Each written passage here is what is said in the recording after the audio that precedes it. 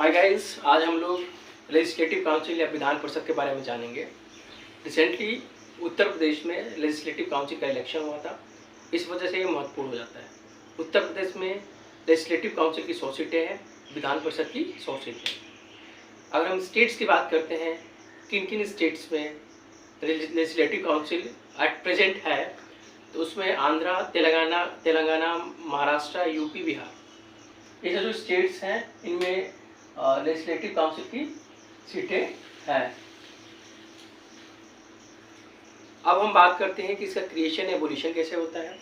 अगर हम creation abolition की बात करते हैं तो आर्टिकल 169 ऑफ इंडियन कॉन्स्टिट्यूशन जो है इसके क्रिएशन और एबोलिशन की बात करता है। अगर हम क्रिएशन की बात करें तो सबसे पहले जो स्टेट्स लेजिस्लेचर होता है स्पेशल मेजोरिटी के साथ एक रिकमेंडेशन देता है और उस रिकमेंडेशन पे जो पार्लियामेंट होता है एक बिल पास करता है विथ सिंपल मेजॉरिटी। मतलब जो रिकमेंडेशन होता है वो स्पेशल मेजॉरिटी के द्वारा स्टेट्स के द्वारा पास किया जाता है और जो पार्लियामेंट में बिल पास होता है वो सिंपल मेजॉरिटी के द्वारा होता है। हमें पता है कि जो हमारा पार्लियामेंट है द्विसदनात्मक है, मतलब बाई कैमरल है। Upper house and lower house. Upper house मतलब राज्यसभा, लोअर हाउस मतलब लोकसभा। इसी तरह का प्रोविजन भी हमारे स्टेट्स में है, लेकिन ये मैंडेटरी नहीं है। कुछ स्टेट्स इसको रखना चाहते हैं, कुछ स्टेट नहीं रखना चाहते हैं। जैसे पहले वेस्ट बंगाल में बाई कैमरल था, 2 सदन थे, उसको एबोलिश कर दिया गया। तमिलनाडु में भी दो सदन थे, उसको एबोलिश कर दिया गया। द मोस्ट रिसेंट जो केस है वो जम्मू एंड कश्मीर का है। वहाँ पे भी 2 सदन थे, लेकिन Jammu and Kashmir state reorganisation act के द्वारा उसको एबोलिश कर दिया गया।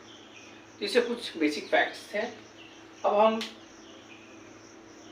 इसके कंपोजिशन की बात करते हैं, ये कितने मेंबर हो सकते हैं। तो ये जो इसके कंपोजिशन की जब हम बात करते हैं, not more than 1/3 of the member of the state legislative assembly. मतलब जो जिस स्टेट में इसको हमें क्रिएट करना है उसके जो लेजिस्लेटिव असेंबली होता है उसके 1/3 से ज़्यादा मेंबर नहीं हो सकते। ये जनरल रूल है। एंड नॉट लेस देन 40, और 40 से कम नहीं हो सकते। मतलब जो मेंबर होंगे लेजिस्लेटिव काउंसिल के 40 से ज़्यादा हो, लेकिन 1/3 से कम हो। इसे एक्सेप्शन हो सकते हैं। अब हम बात करते हैं फीचर्स की। अगर हम राज्यसभा से इसको कंपेयर करें तो कुछ कॉमन चीज़ें हैं, कुछ कॉमनैलिटी है। Like it's a continue house, मतलब ये डिसोल्यूशन नहीं होता। राज्यसभा का भी डिसोल्यूशन नहीं होता, इसका भी डिसोल्यूशन नहीं होता। मतलब इन दोनों को भंग नहीं किया जा सकता। दोनों में 1/3 जो मेंबर होते हैं प्रत्येक 2 वर्ष में रिटायर होते हैं और वहाँ पे इलेक्शन करना पड़ता है। ये दोनों में कॉमन है। अब हम बात कर और अगर हम इनकी एलिजिबिलिटी क्राइटेरिया की बात करते हैं तो कोई लेजिस्लेटिव काउंसिल की इसका कोई स्पेसिफिक एलिजिबिलिटी क्राइटेरिया नहीं है। हाँ, ये कहे कि एज जो होना चाहिए मोर देन 30 इयर्स का होना चाहिए। अब हम इनके इलेक्शन प्रोसेस की बात करते हैं कि यहाँ जो लेजिस्लेटिव काउंसिल होता है उसमें इलेक्शन कैसे होता है। जो 1/3 जो सीटें होती हैं एमएलएज के द्वारा वोटिंग की जाती हैं। बाकी जो 1/3 सीटें होती हैं local government such as municipality and district boards के द्वारा वोट की जाती हैं।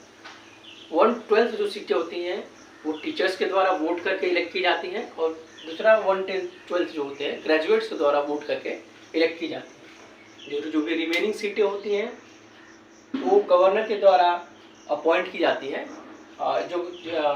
जो व्यक्ति literature, science, art, cooperative and social science में एक्सेल करता है, इस तरह के बंदों की इस तरह के लोगों की नियुक्ति माननीय गवर्नर के द्वारा की जाती है। अब हम पावर की बात कर लेते हैं। अगर हम पावर की बात करें तो इसका लिमिटेड पावर होता है। राज्यसभा का काफ़ी एक्सटेंसिव पावर होता है। अगर हम राज्यसभा की बात करें तो एक्सेप्ट द मनी बिल और फाइनेंशियल बिल को अगर हटा देते हैं तो जो राज्यसभा होता है राज्यसभा से इक्वल 15 टू द लोकसभा। मतलब राज्यसभा का जो पावर होता है लोकसभा की तरह ही होता है, कुछ केसेस में ज़्यादा होता है। लाइक अगर हम वाइस प्रेसिडेंट को हटाना चाहते हैं, इन केस में जो वाइस प्रेसिडेंट को हटाने का जो भी रिकमेंडेशन होता है वो राज्यसभा से स्टार्ट होता है।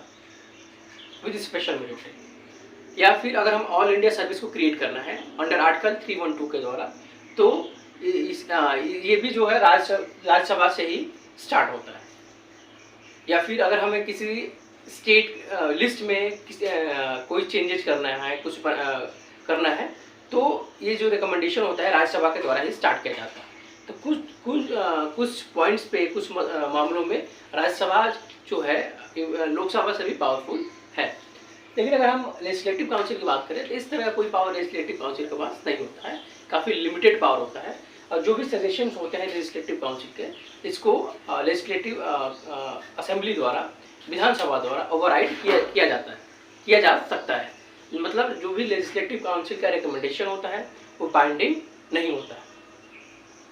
साथ में मैक्सिमम अप टू 4 मंथ जो है लेजिस्लेटिव काउंसिल जो है 4 महीने जो है लेजिस्लेटिव काउंसिल विधान परिषद किसी बिल को डिले कर सकता है। तो ये सब जो थे